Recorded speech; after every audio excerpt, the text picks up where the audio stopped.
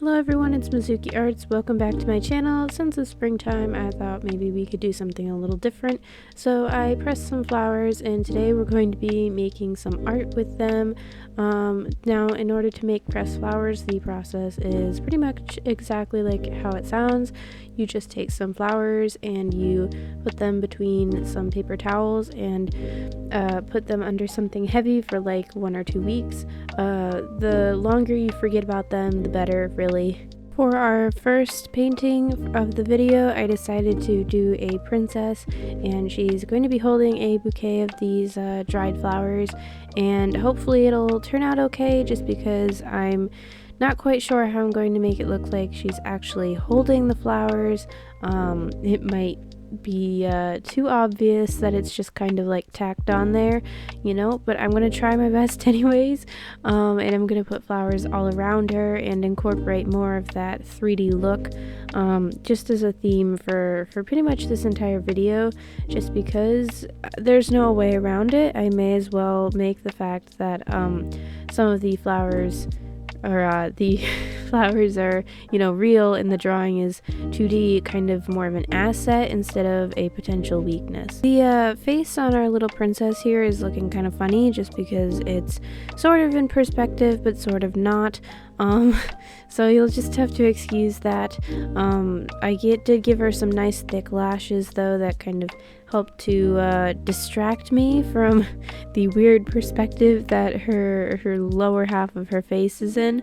I'm not sure how it would look to a first-time viewer of this piece, but to me, someone who stared at it for like 3 hours while I was drawing it, it's a little weird looking.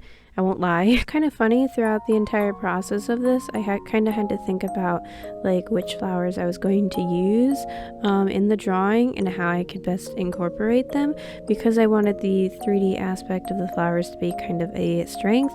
I really had to think about how they were going to lay on the drawing and how I was going to cut to make them kind of fit, if that makes sense.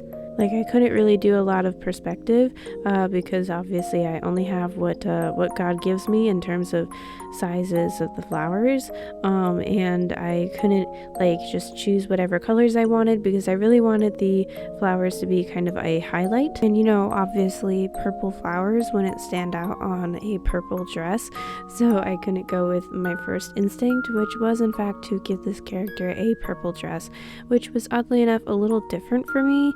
I ended up going with pink, which is usually the color that I lean towards pretty much unanimously in my work. Like I almost always just lean towards pink. But for this one, my first instinct was purple, probably because I was thinking of the purple flowers.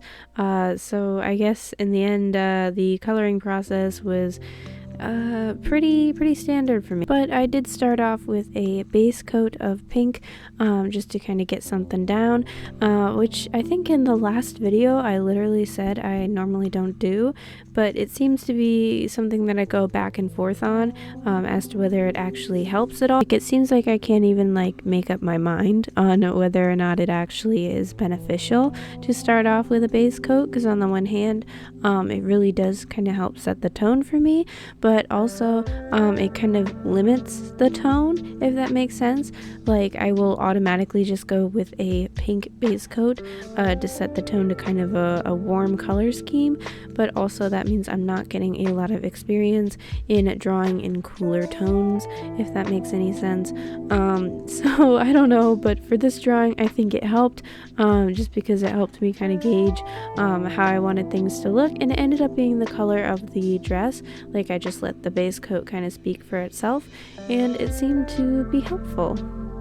At this point, I was kind of ready to bury that frustrating, awful looking face in sparkles, so that's exactly what I did. And then I was ready to start gluing on the flowers. I ended up laying them out beforehand, as you can see, and then gluing them down one by one with tacky glue. This was kind of a tedious process because I didn't want the tacky glue to kind of like stain the drawing at all.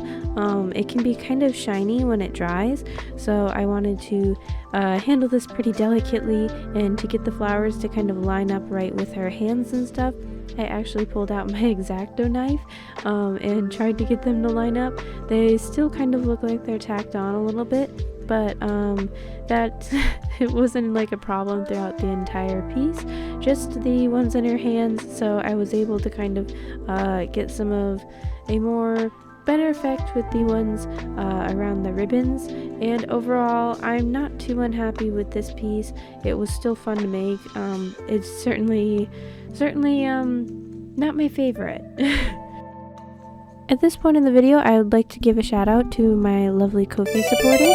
I would like to give a shout out to Taz120 and Neeks for supporting me over on my Ko-fi page. Thank you so much. And I'm sorry, Taz120, that I misspelled your username in the editing.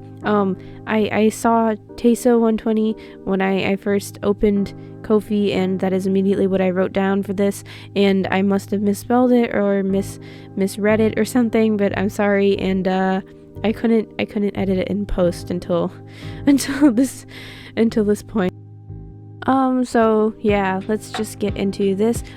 This concept, I wanted to incorporate once again the kind of 3D factor that can be used in mixed media kind of art projects like this. So I wanted her to have kind of a hole in her chest and the flowers to be poking through, as if she had like a portal to another world in her heart or something. I'm not sure if that makes so much sense, but look at those nice line art mistakes. Anyways, this is a pretty simple piece. I think the whole thing took me about 20 minutes, maybe 30, and it was pretty easy. Up until we add the flowers, though, it looks a little sus, so and my hair gets in the way here.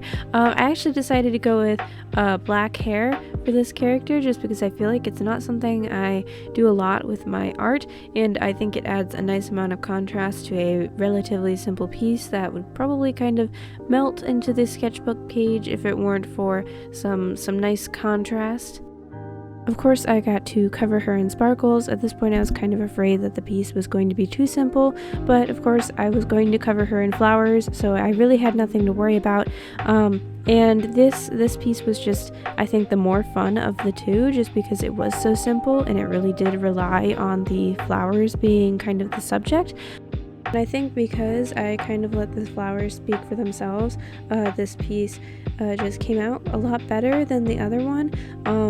Now, something worth noting is that both of these pieces were towards the end of the sketchbook that I'm working in on screen. So if you guys would actually like a sketchbook tour, please do let me know. And if you like more videos like this, it would be really fun. I'm certainly up for making more kind of weird mixed media art challenges. So just let me know. Thank you guys so much, by the way, for 200 subscribers. I can't even believe that I've gotten that kind of support from you guys, and just thank you so much for being here. Thank you so much for watching, and I'll catch you guys next time. Bye!